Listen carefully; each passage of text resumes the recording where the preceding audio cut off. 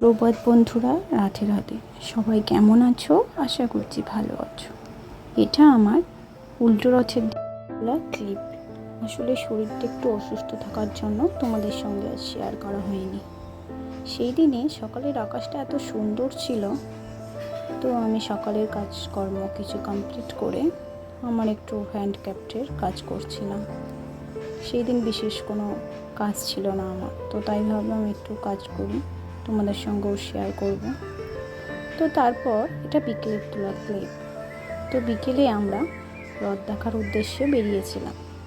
ওই যে আগে আমার বান্ধবী আর তার হাজব্যান্ড, আর আমি আর আমার হাজব্যান্ড দুজনে যাচ্ছিলাম।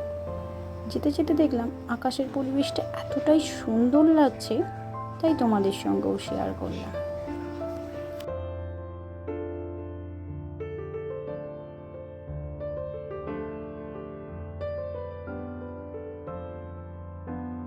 আমরা মেন রোড থেকে বাইপাসের একটা রাস্তার ভেতর দিয়ে যাচ্ছিলাম। রাস্তাটা এত নিবিড়, এত শান্ত পরিবেশ, জনমানব শূন্য পুরো যেন মনে হবে। এখানে অনেক মানুষেরই বসতি আছে, যারা এই যানবাহনপূর্ণ কোলাহল পরিবেশ থেকে অনেকটাই ভেতরে।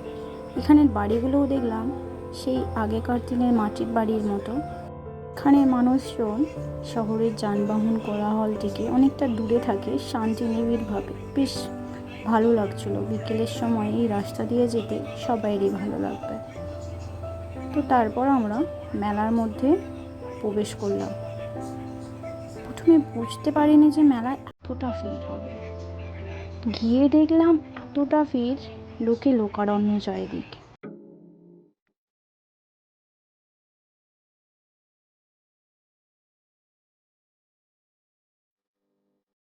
আচ্ছা, এই যে চরকাগুলো দেখতে পাচ্ছ, ছোটবেলায় আমরাও যখন কোনো মেলা বা চড়ক মেলায় যেতাম, এই চরকাগুলো কিনে আনতাম।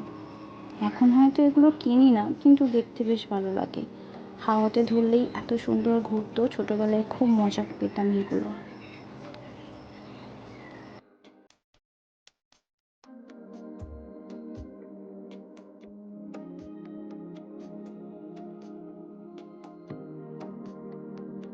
বৃষ্টি হওয়ার কারণে মাঠে কেউ নামতে পারেনি সেরকম। এই যে রথের তোলা ক্লিপ, তো এটা আমার কাছে ছিল আগের ছবিটা, তো তোমাদের সঙ্গে সেটাই একটু শেয়ার করলাম। রথের মেলার দেখলাম দুদিকে অনেক দোকান। তো এখানে দেখলাম আর একটা নতুন জিনিস, মাটির উনান তৈরি করে জিলিপি ভাজা চলছে। জিলিপি হয়তো অনেকেই ভাজছে, কিন্তু সেগুলো গ্যাসে। তো এখানে এত প্রচণ্ড কাদা, চারিদিকে এত দোকান, তাও লোকের মেলা দেখার শেষ নেই। বলে বাঙালি হয়ে মেলায় যাবে না, সেটা আবার হতে পারে? কখনোই না। কারণ বৃষ্টি বাদল এগুলো সবই উপেক্ষা করে বাঙালি সব কিছু করতে পারে নিজেদের আনন্দের জন্য। তো আমরা একটা ফুলের দোকানে চলে গিয়েছিলাম। তো এখানের ফুলগুলো খুব সুন্দর দেখতে লাগছিল, তো ভাবলাম দুটো নেওয়া যাক। আমি আর আমার বান্ধবী ফুল নেওয়া কমপ্লিট করে ফুচকা খেতে চলে এসেছিলাম।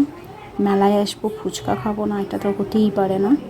তো তারপরে কিছু খাওয়া দাওয়া করে টুকিটাকি এই যে আমরা ব্যাক করলাম ওখান থেকে, কারণ এত কাদা ছিল যে বেশ ভালো করে ঘোরাও যাচ্ছিল না। ওখান থেকে বেরিয়ে আমরা রওনা হলাম অন্য এক জায়গায় যাওয়ার উদ্দেশ্যে।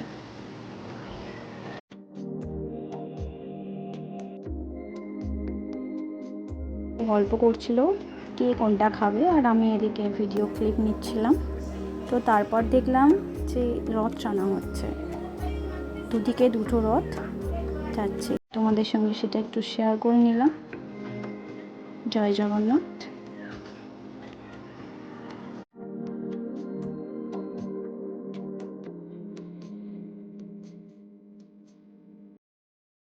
এদিকে ওদের দুজনের খাবার দিয়ে দিয়েছে, কিন্তু আমার আর আমার বান্ধবীর তখনও খাবার এসে পৌঁছায়নি।